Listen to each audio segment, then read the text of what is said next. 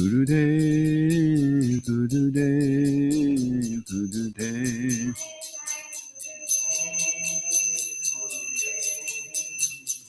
Dev Jaya Jaya Gurudev. ISKCON Guru Vrinda Ki Jai. Srila Prabhupada Ki Jai. Shri Shri Karunitai Mayapur Shashi Ki Jai. Christmas book distribution marathon Ki. Gauda Premanandi. So reading from our family business. What's our family business? Peeling potatoes. Is it?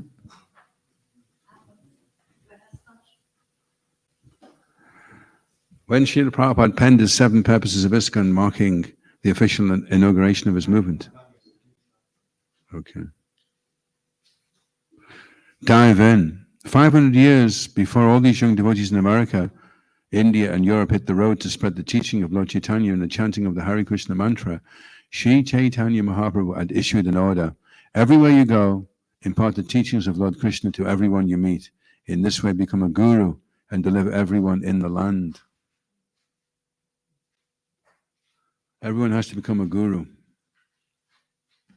Great masters in Bhakti Yoga like Srila Bhaktivinoda Thakur, Srila Bhaktisiddhanta Saraswati Thakur, and Srila A.C. Bhaktivedanta Swami Prabhupada took Lord Chaitanya's order to heart. They then taught others by their example how to follow the same order by organizing large numbers of devotees, each doing their part to publicly chant the holy names, publish and distribute books, and systematically delineate the teachings of Sri Chaitanya Mahaprabhu, both by speaking to large audiences and counseling individuals.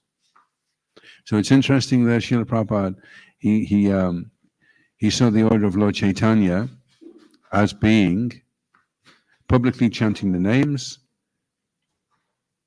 publishing and distributing books, and then systematically delineating the teachings of Sri Chaitanya Mahaprabhu, both by speaking to large audiences and counseling individuals.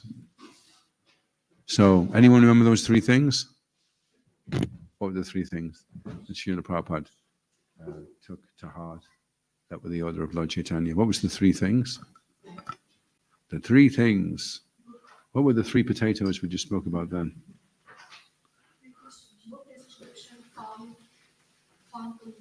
It did mention farming. Good try. You've been distracted by the vegetables, you're thinking of farming.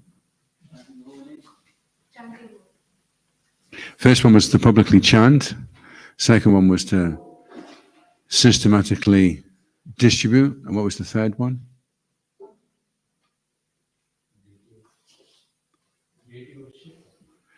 No one's listening, eh? Didn't mention farming, didn't mention deity worship. We've done that one, yeah. Publicly chanting, that's the Harinam. Second one is book distribution. What's the third one?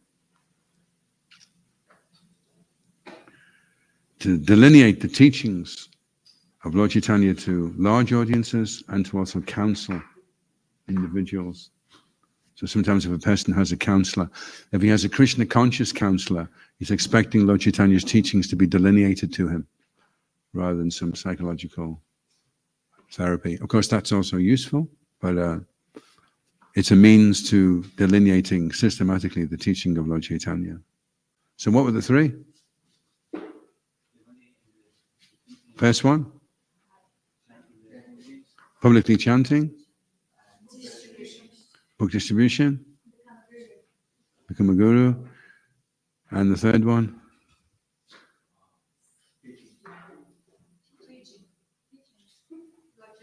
Delineating. That's the word for today. Everyone today has to say delineate. Say delineate. Yeah. What does delineate mean? What does it mean to delineate?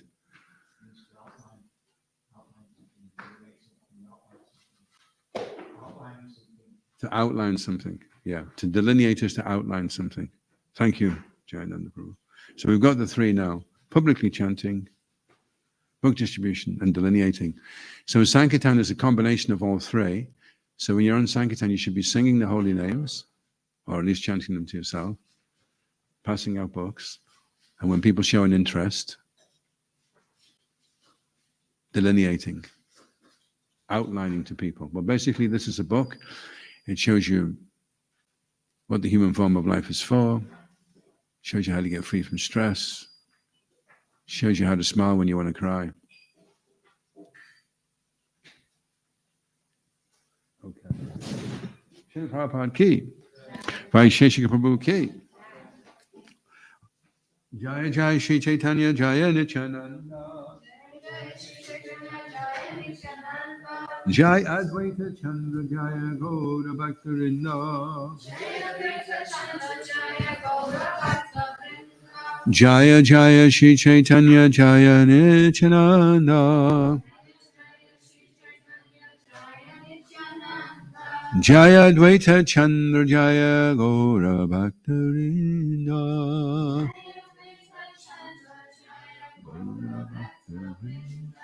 That says Gaura Bhaktarinda.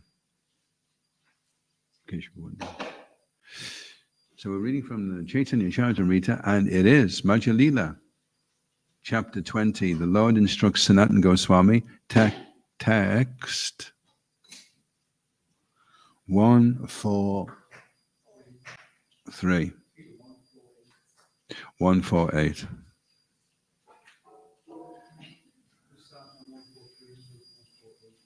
Kim vidate kim achaste kim vidate kim achaste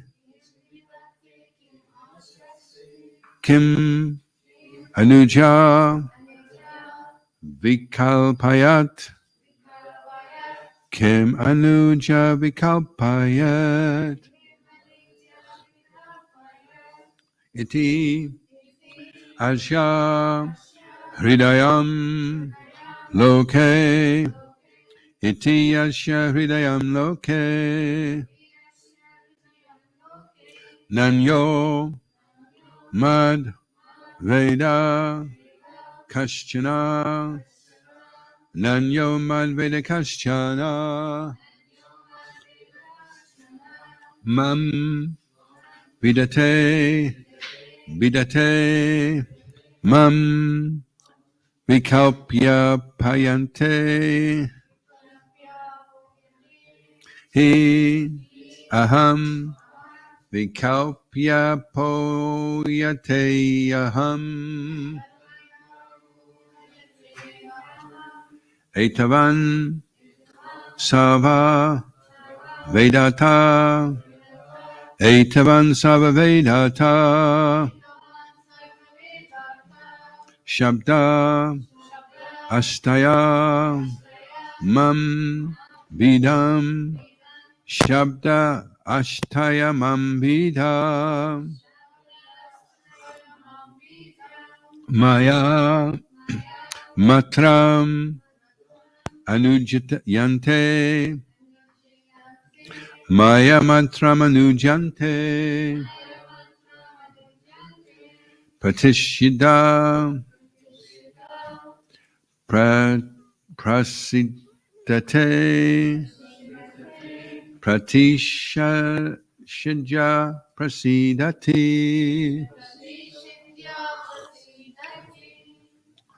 kim vidate kim achaste kim anuja vikalpyate paye iti asya hridam loke nanyo mad veda kaschana. We'll just do the first one. Anyone want to repeat that?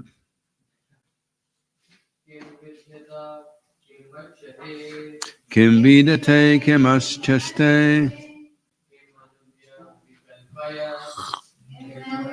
vikalpaye iti asya hridam loke nanyo mad veda kaschana. Any of the ladies? Kim vidate kim achaste kim viduda vikalpaye Iti asya hridam loke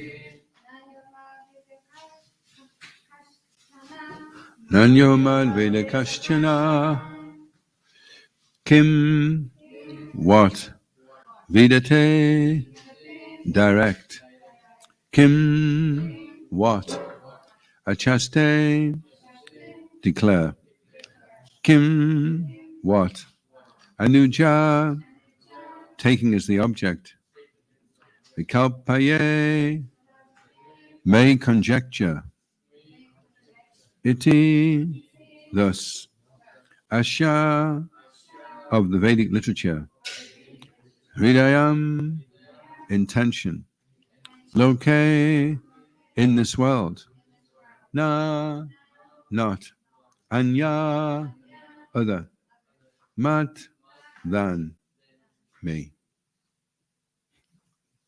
Veda knows kaschana anyone mam me vidate they ordain abidate set forth mam me vikalpaya speculating apoyate I'm fixed he certainly aham I etavan of such measures sarva veda artha the purport of the Vedas shabda the Vedas astaya taking shelter of mam me vidam different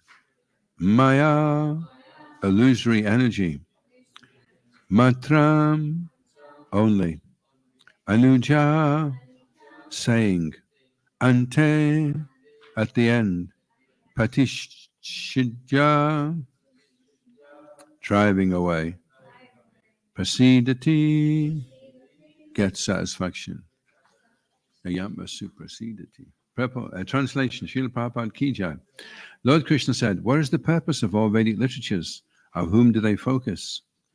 On whom do they focus? Who is the object of all speculation? Outside of me, no one knows these things. Now you should know that all these activities are aimed at ordaining and setting forth me. The purpose of the Vedic literature is to know me by different speculations, either by indirect understanding or by dictionary understanding. Everyone is speculating about me. The essence of all Vedic literatures is to distinguish between me from Maya. By considering the illusory energy, one comes to the platform of understanding me. In this way, one becomes free from speculation about the Vedas and comes to know me as the conclusion. Thus one is satisfied. Srila Prabhupada Ki. These two verses are quoted from Srimad Bhagavatam 11:21, 42 and 43. When Uddhava asked Krishna about the purpose of Vedic speculation, the Lord informed him of the process of understanding the Vedic literature. The Vedas are composed of Karma Kanda, Jnana Kanda, and Upasana Kanda. One who analytically studies the purpose of the Vedas understands that by Karma Kanda, sacrificial activity, one comes to the conclusion of Jnana Kanda, speculative knowledge, and that after speculation one comes to the conclusion that worship of the Supreme Personality of Godhead is the ultimate. When one comes to this conclusion, he becomes fully satisfied. Om Agyanatamaranda Shagananyana Shalakaya Chakshuran Malitam Yena Tasmai Shri Gurave Namaha Shri Caitanya Manobhistam Stapitam Yena Bhutale Swayam Rupa Kadamayam Tadati Swapadantika Jaya Shri Krishna Chaitanya Prabhu Nityananda Shri Advaita Gadadha Shivasadi Gaura Bhaktarinda Hare Krishna, Krishna Krishna, Hare Hare, Hare Rama, Rama Rama, Hare Hare. So Lord Krishna, this is the 11th canto being quoted. Lord Chaitanya is quoting this to Sanatana Goswami. That's the one. What's the purpose of all Vedic literature? So Krishna says, abandon Sarvadharma and Parityajya. So he says, abandon everything else but surrender to me. So all these different jnana kanda, karma kanda, upasana kanda, it's all taking all different steps towards understanding Krishna. But ultimately Krishna is saying, forget everything else, just come to me. I'll deliver you from sinful reaction, do not fear. So we should know. Who knows the 4 seed verses from the Bhagavatam? Aham evashameva agre. Krishna says, everything is me, and wherever appears different from me is my illusory energy, that reflection which appears to be in darkness. So when you're Krishna conscious, then you see everything as Krishna. You also see everything that's happening to you as Krishna. Not that you just see the tree and think that's Krishna. Krishna made that tree. And you see the sky, and Krishna made the sky. And you see the potato, and you think, amazing, Krishna made that potato. He designed that potato. And designed also how to cook the potato. He even designed how to cut the potato.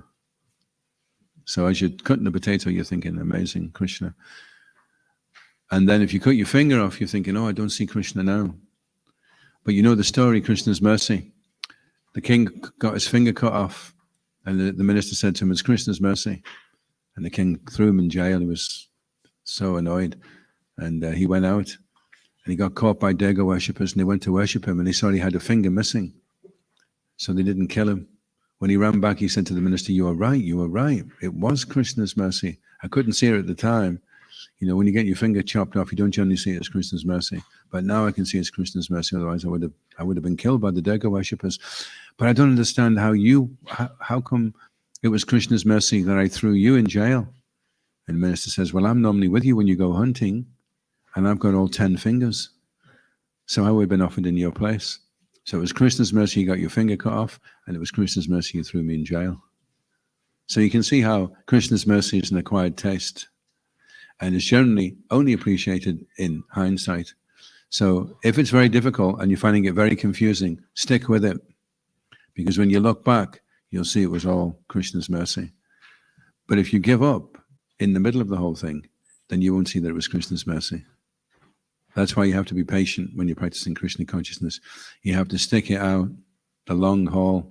You ask any older devotee, is there any parts of your life when you look back that you don't see as Krishna's mercy? And he'll say, no, everything was Krishna. At the time, I didn't appreciate it. One devotee wrote an offering to Srila Prabhupada, and he said, the only times I regret in my life looking back are the times that I didn't surrender. So it's all Krishna's mercy. So the purpose of the Veda Diksha is to know me. Now that's interesting as well. I met one man, and he'd been married to the lady for quite a long time. And she just said, look, the kids have grown up now. I never really liked you. I'm heading off. So that's interesting that you can be with somebody, but you don't really know them. So you can go to church, you can say prayers, you can believe in God, but knowing Him is a different thing. How do we get to know God?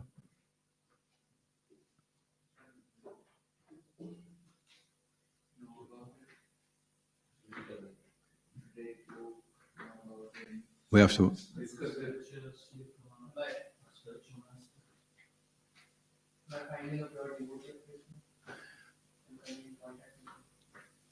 So if one day you didn't know God, and the next day you didn't know God, what would have been the change? Or does anyone know God here? Anyone? No?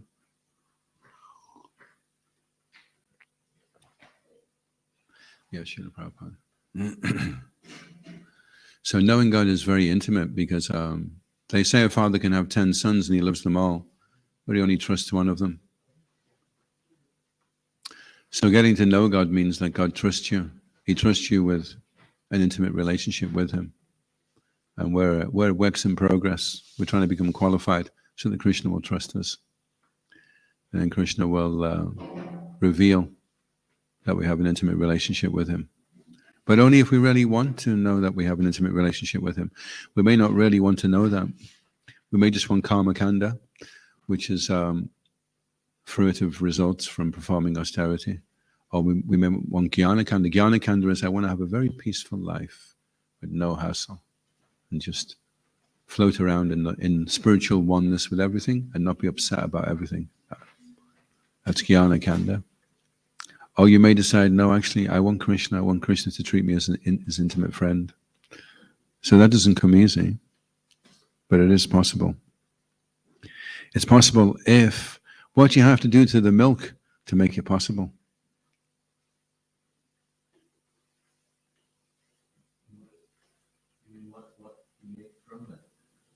You have to boil the milk. Prabhupada said we have to. So, what's the difference? Well, you got three options, right? You can not boil the milk at all, you just leave it in the pot and let it go sour. You can boil the milk, or you can burn the milk. So what's the difference between, well, obviously we know what not boiling the milk means. What's the difference between boiling the milk and burning the milk? What if somebody said, I'm not into this boiling the milk because you boil the milk, you run the risk of burning it. I just like to leave that pot of milk and just let it do what it needs to do, but I'm not going to boil it because I don't want to burn it. So what's the difference between boiling the milk and burning the milk?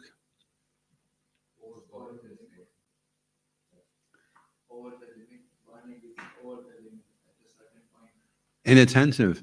If you're boiling inattentively, if you're chanting inattentively, if you're associating inattentively, if you're reading the books, but you're not really thinking of what the books mean and studying the books, if you're doing all that inattentively, then you will burn the milk.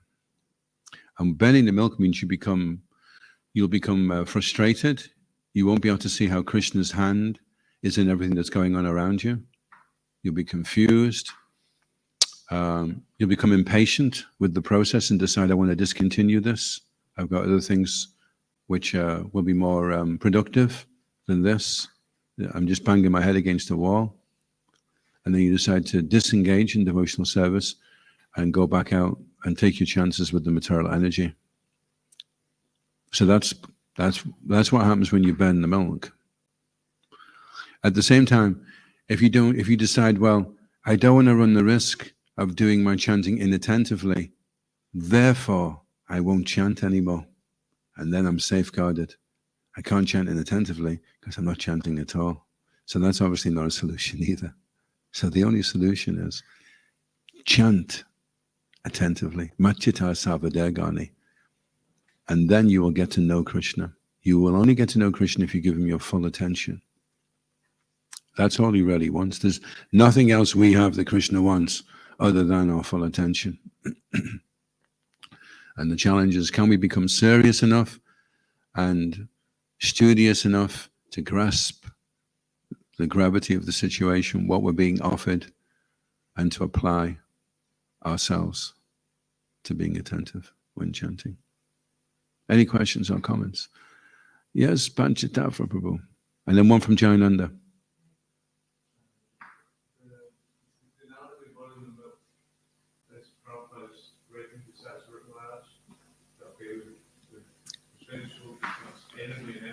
Yeah. Yeah. You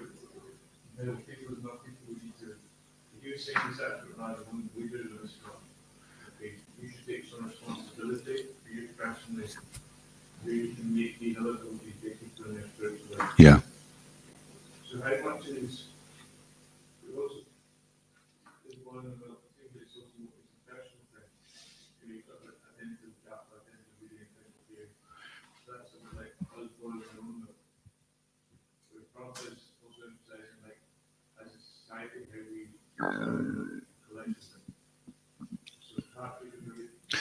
So there's two things going on. One is our individual practice of Krishna consciousness. And then the second one is our interaction with the devotees. How are we interacting with the devotees? Is it with humility, tolerance, and showing them all respect? And are we devoid of all sense of false prestige? So this is the way we apply ourselves. But it's self-realization. Srila Prabhupada said everyone flies their own plane. So you could be in the association of devotees that are really fired up. And you yourself, you're not that fired up, but you hang out with them anyway. Yeah, I associate with the devotees. But you don't apply the process to yourself as seriously as the other devotees are doing. That can happen. So at the time of death, if you're surrounded by devotees and they're chanting, then that is also very good. But it's up to you to navigate yourself out of the material world. You have your little vehicle, the human form of life. It's your little boat to get across. Natwam sandashito datra dushtaram nistitertatam kanasapa harampamsam karnavana ivanavam. We think to have met your goodness by the will of providence, just so that we accept you as captain of the ship for those who desire to cross this difficult ocean of Kali, which deteriorates all the good qualities of a human being. So we need the spiritual master. He's the one that's guiding the ship. And we need the association of the devotees on the ship as well. And then we need to stay on the ship. And everyone has to personally train himself. Because when you're seasick, what happens sometimes, if a person's really, really seasick and he's really experiencing so much problem, he jumps off the ship and his seasickness goes away. But the problem is he drowns. So when you're on the ship, it's getting hit by the modes of material nature, but not directly and not to the same effect. So you still get hit by ignorance, passion, sometimes goodness comes in, sometimes the sea goes calm, and then the next minute we're back in a storm. And you may think, I'm going to have to jump ship. I'm just jump ship. I'll go in the ocean, and because I'll be under the waves, then I won't have as much problem with the waves buffeting at me. But because we're trying to resist Maya, if you're in a river, the sides of the river flow especially strong. So if you're in the river just going along in Maya, then you decide you want to get out. Just as you're getting out, it's harder. Material energy is hitting you harder than if you just relax and go back into the middle of the river and you just float along. If you want to get out, then breaking out of the river toward the end is faster, and it takes determination to do that. And you can get confused and think, I did this because I wanted a peaceful life, but I was more peaceful floating in the river. And now at this point, when I'm just about to get out, my life is in such a disturbance. I think I'll give up actually and just go back floating in the river. I mean, Lord Caitanya appears once in every day of Brahma and he liberates everyone. So I just have to hang around for one day in the material world and I can go back. What's the big deal? It's only 8.5 billion years. It's not a lot really when you think about it, is it? 8.5 billion years gone like that.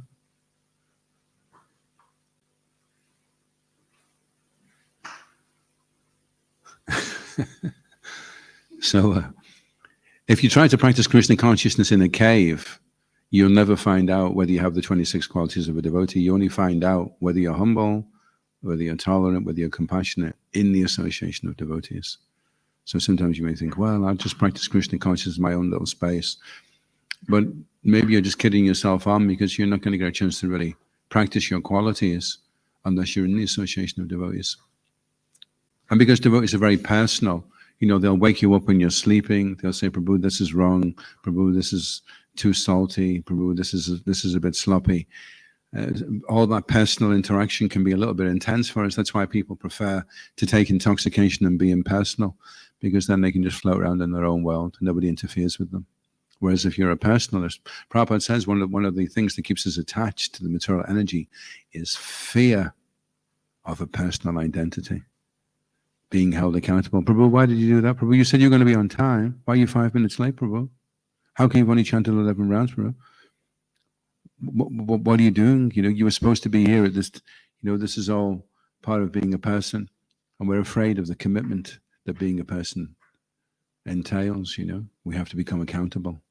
Oh, I don't want to get married. I'll just hang out with her. You know, I don't want to be pinned down. That's what's going on right now. People are afraid of a personal identity, accountability, commitment.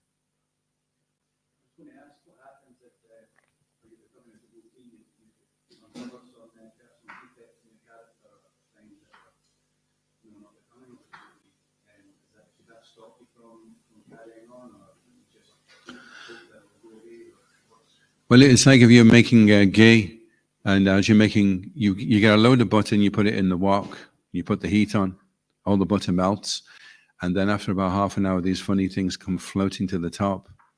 So you could look at that and think, oh my God, turn the heat off, and run out the kitchen because you become afraid. You've seen this thing come up and it looks like an ogre from the hellish planets. Oh no, turn it off. Or you could keep calm and carry on and get a scooper, and every time something unwanted comes out, whisk it away. And eventually you'll end up with a wok full of ghee. And ghee is like so pure it can't be, you can leave ghee for hundreds of years, it doesn't go off because it's pure. So we're trying to turn the heart, the buttery heart, into ghee. So part of the process is unwanted things will come up. So that doesn't mean you switch it off. That's great. Switch it up a bit higher, chant some extra rounds, do some extra service, get it out.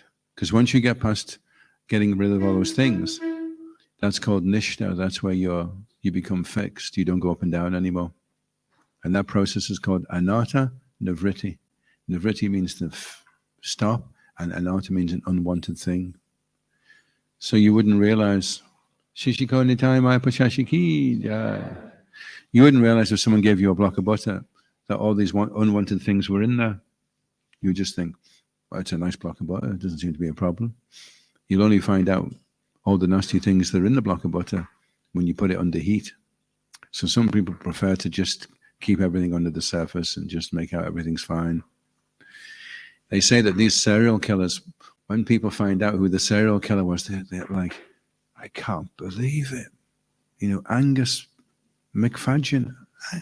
Angus McFadden was always the nicest guy. He was always, hello, Mrs. Jones, and he'd always help old ladies across. He was the sweetest guy, And what happens is Angus McFadden was being the nice guy for a long time, and things were getting on his nerves, and he just kept putting it down and putting it down and putting it down.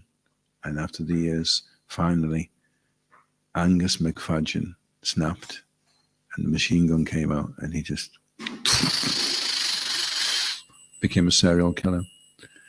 So the best thing is not to hide them, but to address them. Okay, this is unwanted. I don't like this quality. It's coming out in me. I have to practice my Krishna consciousness more strictly, and I'll become purified of these things. It's not a sign that the process is not working. It's a sign that the process is working. If these things aren't happening, then you should be worried. If they are coming up and you're seeing them and realizing, oh, this is terrible, then that's good.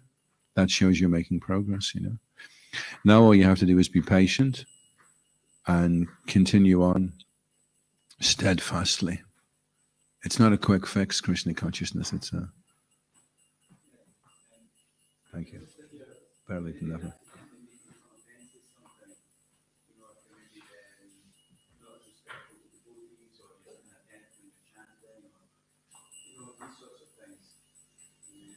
Well, in Krishna consciousness, if you want to learn fast, you just learn by hearing. You read all the books and you do all the right things. If you want to learn a little bit more slowly, you look at others and you see them making mistakes and then being impeded in their progress by it. Or if you can't learn by that, then you join the school of hard knocks. And the school of hard knocks means you make an offense, you think, that was actually probably a bit rude, and then you have a tough day the next day and you realize that was not a good idea. I'm going to have to be really careful about that. So that's called the school of hard knocks. It's not the best way, it's the slowest way, and it's the most painful way. You have to get knocked on the head until you think, ooh, I'm going to have to stop doing that. But if that's what it takes, then that's what it takes, But obviously, the quicker you can wise up, and the better that you can assimilate what the books are saying and apply them. Did you know that the first flowering of the hearing process is the ability to implement what you're hearing? That's when the hearing process is flowering. That's when you know it's starting to... You're not actually hearing up until then. It's just going in one ear and going straight out the other ear.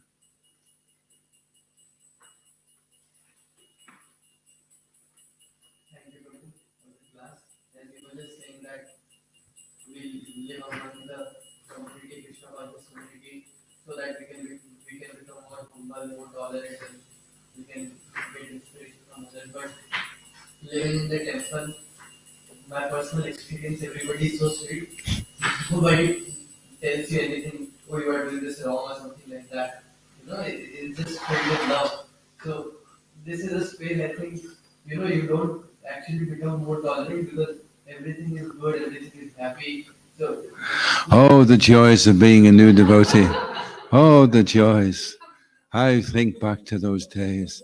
I used to think, how could anyone be offensive? They're like demigods. You could never. They're so. Even the pot washer is glowing like the sun god. How could anyone? Yeah. Well, stick around, and you'll soon find out. It's like that, yeah, in the beginning. And then later on, unfortunately, due to mundane vision, we become annoyed by devotees because we're with them day in, day out. We're thinking, why doesn't he change? Why doesn't she change? Why doesn't... but the thing is, we have to look at ourselves and focus on changing ourselves. It's easier to change yourself than to change everybody around you. And if you change yourself and you become humble and tolerant, then you'll love everybody around you. So in the beginning, we're thinking we're humble and tolerant until the devotees really start testing us on those qualities. And then we start realizing we're not as humble and tolerant as we thought we were.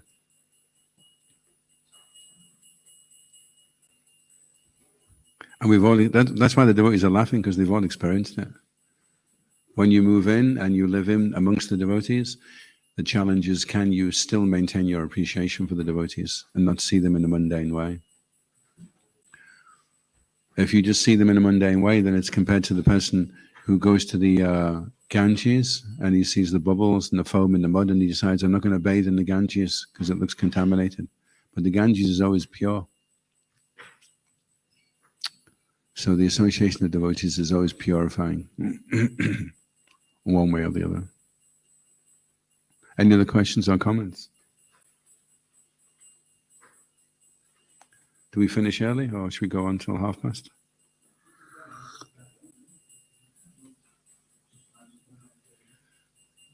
Part of the process of understanding is to assimilate the information by questioning. That's part of the process. Is we're kind of clarifying things. Well, what does it mean by that? Because we want to try to implement what we're hearing. So, what do you think was the most important thing you heard in class today? What was your takeaway from class that you thought that could come in really handy? To be attentive?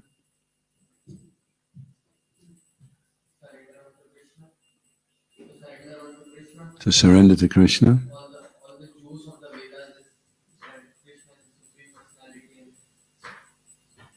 Personality. Yeah. When things happen, you know that the process is working. Yeah. Yeah, the process is working when you're seeing unwanted things. See, part of the process of seeing unwanted things is it makes you become humble, because you thought you were much better than you realize you are. And that can be confusing, because you're thinking, if I run it this way, I'll be making progress. So you start to run, and then it feels like you're going backwards. Well, you see, the reason why it feels like you're going backwards is because you turn your back on Krishna. So you're trying to run, and Krishna's pulling you towards him, and you're thinking, I'm feeling really humble and really low, Well, Krishna's pulling you toward him. So why don't you turn around and face Krishna? If you don't have your back to Krishna, then when he's pulling you toward him, it won't feel like you're going backwards. But to be facing Krishna, you have to understand what going closer to Krishna means. It means you become humble, you lose your prestige, you become aware of how low you are. But at the same time, because you're seeing Krishna getting closer to you, you'd think you'd be so depressed. But as you get closer to Krishna, you realize, I'm just 1/10,000th the tip of a hair, which is not even a particle of dust on your lotus feet. I'm part and parcel of you. And because I'm part and parcel of you, I'm perfect and I'm complete. And as I become aware of that, I'm able to shed the false ego. There's two sides to the false ego. One is you're the coolest dude in town, and the other is you're lower than the woman's stool. So when you're free of your false ego, then you just approach Krishna as an insignificant servant. So you have to face Krishna so that you feel like you're going forward. rather than having your back to Krishna and feeling like you're going backwards. You're getting closer to Krishna. Well, it'd be nice to face Krishna as you're going closer to him. You have to make that adjustment. This is what advancement to Krishna looks like, so that you don't become confused. You may have some idea that, well, as I get closer to Krishna, I'll become more important. People will take me more seriously. People will bow when they see me. Then I'm really going places, you know. No, that's you going away from Krishna.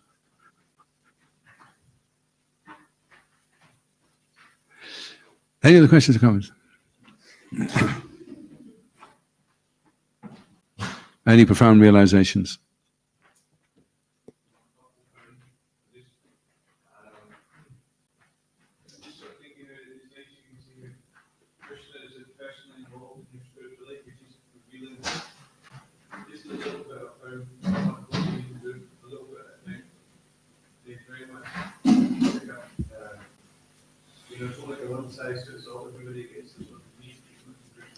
Yeah.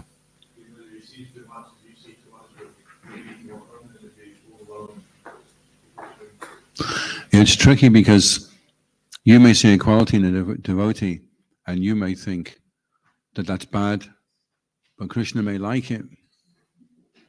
He may like the unusual, eccentric way this devotee behaves, you know. Krishna finds that really funny and we find it really annoying. So we have to be careful that we're not the self-appointed authority on what pleases Krishna and what doesn't please Krishna. Sorry, you can't do that. Why not? Well, I'm pretty sure Krishna wouldn't like that. Are you 100% sure? Well, I can't see him liking it anyway, but you don't know. Krishna's got a unique relationship. Every single living entity can only that living entity can please Krishna in the way that he can. No living entity can be replaced. Nobody can substitute that living entity. Everyone is so unique. Like Shiva Ramaj was saying recently, nobody else can be you better than you. And you were created to give Krishna pleasure. So if you can find out who you really are, then you can also find out what it is that you do that really pleases Krishna and why he created you in the first place. The whole reason for your existence was to give pleasure to Krishna.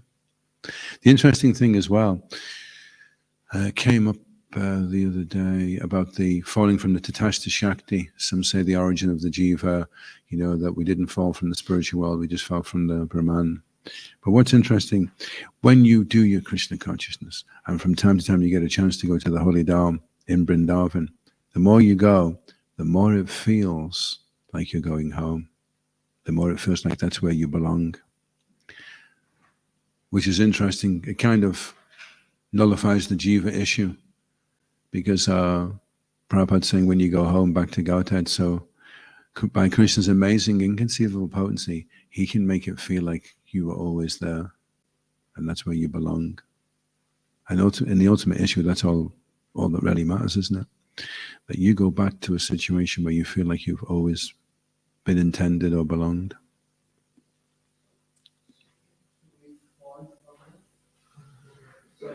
Well, we won't get into it just now. That's a big subject. But basically, we're trying to go home back to Krishna, where we belong, and we have a relationship with him, an eternal relationship with him. And now is our chance to revive that relationship and become aware of what it is that Krishna likes so much in you that you can't see right now due to your conditioned nature. And when other things come up in your nature which aren't very pleasant, then that's an opportunity now for you to give them up, to see that they are unpleasant. If you hide away from them and you go on the ostrich program, oh, I don't like that, and you put your head in the sand, it doesn't go away. It just makes you look like a fool because you're standing there with your head in the sand and everyone can see you for what you really are. It's not that they can't see you because you put your head in the sand. You see some quality and it's not nice. Then what's nice about it is that everyone else has been seeing this quality for so long and you've just not seen it. And suddenly you think, that was really bad, that was really rude, really harsh. And everybody else already knows that you have that. Now you've seen the quality. And now you can change it if you want to. You can change, you can come back and see your friends that you used to know before, and they say, is it really you? You seem so different to what you used to be like. So then you know the process is working, you know. The less you have in common with your friends, the more the process is working. You meet all your old friends. All right, Sony, how's it going, lad? What's with the baldy head like, you know? You become a hairy legs. I'm thinking they used to be my friends. But they've stayed the way that you were. So when you go and meet them again, you realize this is the way I would be behaving and speaking with them. And I've changed now. I've broken away from that. And then eventually the difference is like looking at someone over a chasm of the Grand Canyon, you know. You go so far from them, so far from what you used to be. And you don't realize it yourself because it's in tiny increments that we're changing. But then you run into an old friend and then you realize, wow, that's where I used to speak and talk and think like. I've changed so much. Jai, yes, Kangaroo Ki. Shri Prabhupada Ki. Shishi Kauranitai Maya Pashashi Ki. Go to Premalandi. Haribol. This grace Adhoksaja Prabhu ki. All of you, Ki.